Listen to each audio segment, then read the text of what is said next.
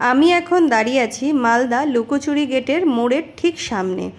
এই সামনে থেকে ডান দিকে, এই যে ডান দিকের রাস্তাটা দেখতে পাচ্ছ, এখান থেকে জাস্ট 1 কিলোমিটার মতন হাঁটলেই কিন্তু আমরা পৌঁছে যাব লুকোচুরি গেটের ঠিক সামনে। এই যে চলে এসেছি আমরা হাঁটতে হাঁটতে, ঠিক লুকোচুরি গেটের ঠিক সামনেই পৌঁছে গেছি।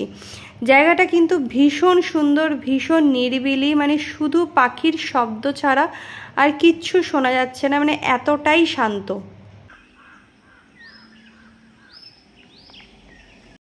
তো আমরা চলে এসেছি একদম গেটের সামনে। আর গেটের সামনে যে এই বোর্ডটা দেখতে পাচ্ছ, এখানেই এই গেটের সম্বন্ধে সমস্ত হিস্ট্রিটা কিন্তু এখানে লেখা রয়েছে। তো তোমরা কিন্তু সবাই এটা পড়ে দেখতে পারো। মানে এই গেটের ইতিহাসটা সবটাই কিন্তু এখানে লেখা আছে। লুকাচুরি গেট, ঠিক আছে। তো লুকাচুরি গেটের পুরো হিস্ট্রিটা আমি তোমাদেরকে দেখাচ্ছি, দেখতে পারো স্ক্রিনশট নিয়ে, পরে তোমরা পড়ে দেখতে পারো যে গেটটার পুরো হিস্ট্রি কি কি আছে। এখানে দেখো হিন্দিতে লেখা রয়েছে, ইংলিশে লেখা রয়েছে, বাংলাতেও লেখা রয়েছে, ঠিক আছে।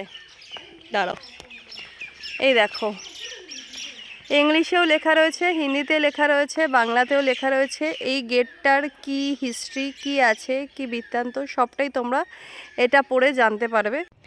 প্রাচীন গৌড়ের এক মুঘল স্থাপত্য হচ্ছে লুকোচুরি গেট, বা একে বলে শাহী দরওয়াজা। মানে লুকোচুরি গেটটার নাম তো পরে হয়েছে, আগে এই দরজাটার নাম ছিল শাহী দরওয়াজা। সম্রাট শাহজাহানের পুত্র শাহ সুজা বাংলার সুবেদার হয়েছিলেন। তিনিই কিন্তু এই সামনে এই মানে এই দুর্গের সামনে এই দরজাটা কিন্তু তিনিই বানিয়েছিলেন। আর পাশে দেখতে পাচ্ছ, এই দুর্গের পাশে মানে পাহারাদারদের জন্য থাকার অনেক রকম ব্যবস্থাও কিন্তু এখানে ছিল। বিশাল বড় এই গেটটা দেখতেই পাচ্ছ। তো আমরা একটু মানে বা সাইডের দিকে এসেছি, ভিতরের দিকটাতে। তো দেখতে পাচ্ছ উপরটা পুরো খালি, হয়তো উপরের দিকে মানে প্রাচীনকালে হয়তো এই উপরের দিকটাতে ছাদ ছিল, বাট রক্ষণাবেক্ষণের অবহেলায় বলতে পারো, বা অনেক প্রাচীন স্থাপত্য তো তাই জন্য হয়তো এই মানে উপরের এই ছাদগুলো হয়তো ভেঙে পড়েছে। আর উপরে দেখতে পাচ্ছ একটা গেট রয়েছে। এই গেটটাতেও কিন্তু আগে মানে প্রাচীনকালে কিন্তু এই গেটের উপরে যাওয়া যেত, কিন্তু এখন সেগুলো আর যাওয়া যায় না।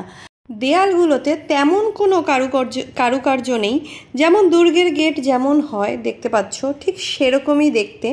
সামনেরটা থেকে যেমন দেখতে, ঠিক দুর্গের পিছনটা থেকেও কিন্তু ঠিক সেরকমই দেখতে।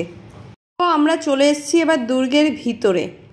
দুর্গের ভিতরে প্রচুর আম গাছ, কিন্তু আম গাছে একটাও আম হয়নি। আর মালদা তো তোমরা সবাই জানো ফজলি আমের জন্য বিখ্যাত। এই দেখো আমের মুকুল ধরছে, আমের মুকুল সবে ধরেছে,